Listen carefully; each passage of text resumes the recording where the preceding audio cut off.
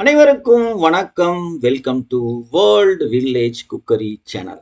எல்லாரும் எப்படி இருக்கீங்க? நாம இன்னைக்கு ஒரு டிஃப்ரெண்ட்டான ரெசிபி செய்ய போறோம். எல்லா வீடியோலையும் இது மாதிரி டிஃப்ரெண்ட் ரெசிபி தான் சொல்றோம் அப்படின்னு சொல்றீங்கல்ல. இல்லைங்க, இது உண்மையிலேயே ரொம்ப வித்தியாசமான ரெசிபி. ரொம்ப ரொம்ப ரொம்ப வித்தியாசமான ரெசிபி. ரொம்ப ஹெல்த்தியான ரெசிபி, கலர்ஃபுல்லான ரெசிபி அண்டு ரொம்ப டேஸ்டான ரெசிபியும் கூட. வழக்கமா நம்ம செய்வோம்ல பூரி. அதே பூரிய பொதுவா கோதுமை மாவுல வந்து ரொம்ப கம்மியான ஃபைபர், கம்மியான சத்துக்கள் இருக்குது அப்படின்னு சொல்லுவோம் இல்லையா? அந்த கம்மியா சத்து இருக்கிற கோதுமை மாவ ரொம்ப கலர்ஃபுல்லா அதிகமா சத்து இருக்கிற மாரி ஒரு அருமையான ஹெல்த்தியான மாவா, பூரி மாவா, சப்பாத்தி மாவா பெசஞ்சு ஒரு கலர்ஃபுல்லா டேஸ்டான ஒரு அருமையான ரெயின்போ பூரியா, ஒரு சாதா பூரிய ரெயின்போ பூரியா எப்படி கன்வெர்ட் பண்ணி ஹெல்த்தியா சாப்பிடுறதுன்னு தான் நாம இன்னைக்கு இந்த வீடியோல பார்க்க போறோம். கலர்ஃபுல்ன்றதுனால நம்ம வந்து ஆர்டிஃபிஷியல் கலர்லாம் இதுல சேர்க்க போறதில்ல. நம்ம ரெகுலரா யூஸ் பண்ற ஹெல்த்தியான காய்கறிகளை வச்சு சாறு ரெடி பண்ணி அந்த சாறை ஊத்தி சப்பாத்தி பூரி மாவு ரெடி பண்ணி அதில் தான் நம்ம இந்த ரெயின்போ பூரி செய்ய போகிறோம். வாங்க இந்த ரெயின்போ பூரி எப்படி செய்யுதுன்னு பார்க்கலாம். அதுக்கு முன்னாடி நம்ம சேனலை சப்ஸ்கிரைப் பண்ணாமல் இருந்தீங்கன்னா தயவு செய்து சப்ஸ்கிரைப் பண்ணுங்க. பக்கத்தில் பெல் ஐக்கான் வரும், அதையும் ப்ரெஸ் பண்ணுங்க. முக்கியமாக இந்த வீடியோவை ஸ்கிப் பண்ணாமல் முழுசாக பாருங்க. முதல்ல ஒரு 75 கிராம் கேரட்டு கொஞ்சமாக தண்ணி ஊற்றி இது மாதிரி நல்லா அரைச்சி எடுத்துங்க. அதே மாதிரி ஒரு 75 கிராம் பீட்ரூட்டு, அதையும் அதே மாதிரி கொஞ்சமாக தண்ணி ஊற்றி இது மாதிரி சாராக கன்வெர்ட் பண்ணிக்கலாம்.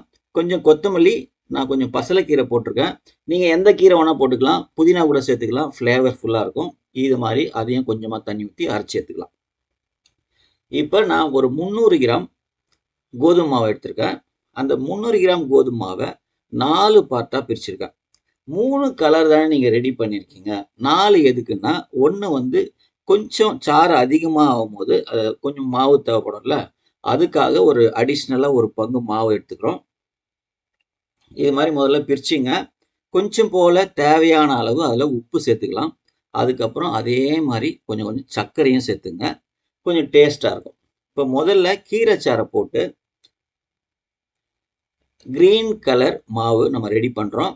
சப்பாத்தி மாவு பேசுவோம்ல, அதே மாதிரி அளவா எந்த அளவுக்கு தேவையோ அதே அளவுக்கு நம்ம ஊற்றி கரெக்டாக பதத்துக்கு, சப்பாத்தி மாவு பதத்துக்கு பிசைஞ்சு தனியாக எடுத்து வச்சுங்க.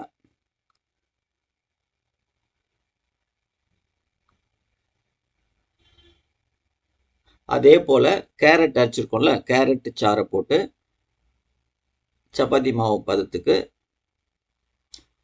நல்லா பொறுமையாக சாஃப்டாக அழகாக பிசைஞ்சு அதையும் தனியாக எடுத்து வச்சுங்க.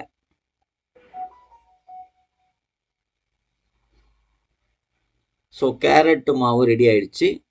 அதே மாதிரி பீட்ரூட் மாவு தேவையான அளவு ஊற்றிங்க. இப்போ பாருங்கள், இந்த காய்கறிலாம் எவ்வளோ சத்து இருக்கோ அந்த சத்தெல்லாம் நம்ம இந்த மாவில் சேர்க்குறோம். இதெல்லாம் சேர்க்கறதுனால டேஸ்ட் இல்லாமல் போய்ட்டு நினைக்காதீங்க, செம்ம டேஸ்ட்டாக இருக்கும். அட இது இவ்வளோ நாளைக்கு தெரியாமல் போச்சே அப்படின்னு நீங்கள் ஃபீல் பண்ணுவீங்க. அந்த அளவுக்கு டேஸ்ட்டாக இருக்கும். இப்போ பாருங்கள், பீட்ரூட் போட்டு மாவும் ரெடி ஆயிடுச்சு. அடிக்கடி செய்வீங்க, கிட்டத்தட்ட டெய்லியே செஞ்சு கொடுக்கலாம், அந்த அளவுக்கு சூப்பராக இருக்கும். இந்த 3 மாவுலையும் ஒரு 1/4 ஸ்பூன் எண்ணெய் ஊற்றி நல்லா பெசரிக்குங்க. பெசரி கொஞ்சம் சாஃப்ட் ஆக்கிடும்.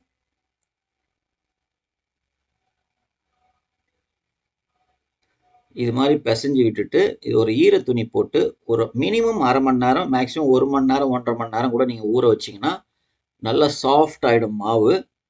எந்த அளவுக்கு சாஃப்ட் ஆகுதோ அந்த அளவுக்கு நல்லா புசு புசு புசுன்னு வரும்.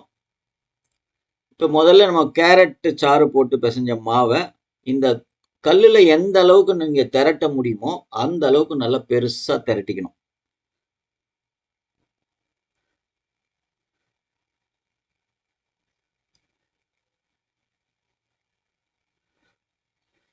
இது மாதிரி நல்லா திரட்டிட்டு இதை தனியாக எடுத்து வச்சுங்க ஒரு தட்டில்.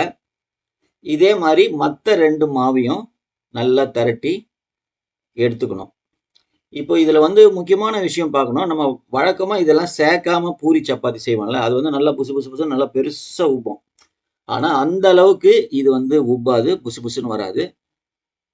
அதில் ஒரு 70லேருந்து 80% தான் வரும். எந்த அளவுக்கு நீங்கள் வந்து ஊற வைக்கிறீங்களோ, மாவை கொஞ்சம் லேசாக புளிக்க வைக்கிறீங்களோ அந்த அளவுக்கு புசு புசுன்னு வரும். இப்போ கேரட் சாறு கலந்த மாவை நல்லா இது மாதிரி திரட்டிட்டு அது மேலே கீரை கலந்த மற்ற ரெண்டுத்தையும் மேலே போட்டுட்டு இப்போ நீங்கள் பார்க்குற மாதிரி அப்படியே ரோல் பண்ணணும். ஒன்று மேலே ஒன்று போட்டு நல்லா ரோல் பண்ணிங்க. ஈஸியாக தான் இருக்கும், ஒரு பெரிய கஷ்டமாக இருக்காது. யார் ஒன்றா செய்யலாம், பிகினர்ஸ் கூட, சமையலே தெரியாதவங்க கூட இதை சூப்பராக செஞ்சிடலாம். இது மாதிரி நல்லா திரட்டிடுங்க. நல்லா ரோல் பண்ணிவிட்டு இதை வந்து நம்ம கட் பண்ண போகிறோம். எப்படி கட் பண்ணோன்னா, நீங்கள் பூரி செய்கிற மாதிரி இருந்ததுன்னா சின்ன சின்னதாக கட் பண்ணிங்க. சப்பாத்தினா கொஞ்சம் பெருசாக இது மாதிரி முதல்ல கட் பண்ணிவிடுங்க. ஸோ பூரிக்கு கட் பண்ணுறதுலேருந்து ஒரு 50% அதிகமாக சப்பாத்தி கட் பண்ணணும். ஏன்னா கொஞ்சம் சப்பாத்தி கொஞ்சம் பெருசாக இருக்கணும். பார்த்தீங்கன்னா இப்போ வந்து கலர்ஃபுல்லாக சூப்பராக பார்க்கறதுக்கு அழகாக இருக்குல்ல. இது வந்து பார்க்கறதுக்கும் ரொம்ப விஷுவலாக சூப்பராக இருக்கும். பசங்களாம் ரொம்ப விரும்பி சாப்பிடுவாங்க.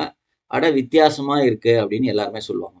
இது மாதிரி கட் பண்ணதை நம்ம வந்து கொஞ்சமாக மாவு போட்டோ இல்லை எண்ணெய் வச்சோ திரட்டிக்கலாம். நீங்கள் திரட்டும் போதே தெரியும் அதனோட கலர்ஃபுல். இந்த ரெயின்போ பூரி அப்படின்னு சொல்லுவாங்க, அந்த கலர் வந்துடும் பாருங்க. வித்தியாசமாக ஒரு டிஃப்ரெண்ட்டாக இருக்கும். முக்கியமாக இது ஹெல்த்தியானது. இதில் வந்து நிறைய நார் சத்து இருக்குது, புரோட்டீன் இருக்குது, எல்லா மினரல்ஸும் இருக்குது. ஸோ பீட்ரூட்டில் என்னென்ன மினரல்ஸ் இருக்கோ நம்ம உடம்புக்கு, பீட்ரூட் வந்து அந்த அளவுக்கு ரொம்ப நல்லதுன்றாங்க உடம்புக்கு. நிறைய பேர், நானே கூட பீட்ரூட் சாப்பிட மாட்டேன், ஆனால் பீட்ரூட்டு கலந்த இந்த பூரியை அடிச்சு நவுத்துவேன். 6-7 பூரி சாப்பிடுவேன். அந்த அளவுக்கு செம்ம டேஸ்ட்டாக இருக்கும். சும்மா சாப்பிட்டாலே ஒரு வித்தியாசமாக செம்ம டேஸ்ட்டாக இருந்தது. இது மாதிரி நீங்கள் நல்லா திரட்டிங்க. திரட்டிட்டு ஸோ பூரி வேணும்னா பூரி அளவுக்கு திரட்டிங்க, சப்பாத்தி வேணும்னா சப்பாத்தி அளவுக்கு திரட்டிங்க. அப்புறம் பூரி எப்படி சுடுவோமோ அதே மாதிரி சுட்டுக்கலாம். பாருங்க நல்லா காயுது. அப்படியே லேசாக அழுத்துனீங்கன்னா நீங்கள் பார்த்தீங்கன்னா நல்லா தெரியும். ஸோ இதே வெறும் கோதுமை மாவாக இருந்தால் அப்படியே நல்லா புசு புசு புசுன்னு அப்படியே புஷ்ஷுன்னு ஆகும். இது அந்த அளவுக்கு ஆகாது. 70-80% தான் கொஞ்சம் உப்பி வரும். இப்போ நம்மளுக்கு உப்புறது முக்கியம் இல்லைல்ல, ஹெல்த்து ரொம்ப முக்கியம். அப்படின்னா பார்க்கறதுக்கு சூப்பராக விஷுவலாக ரொம்ப நல்லாயிருக்கும்.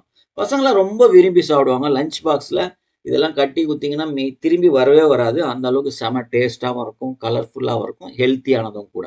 கண்டிப்பாக உங்கள் வீட்டில் இந்த ரெயின்போ பூரி சப்பாத்தி கண்டிப்பாக செஞ்சு பாருங்கள், சாப்பிட்டு பாருங்கள், சந்தோஷமாக இருங்க.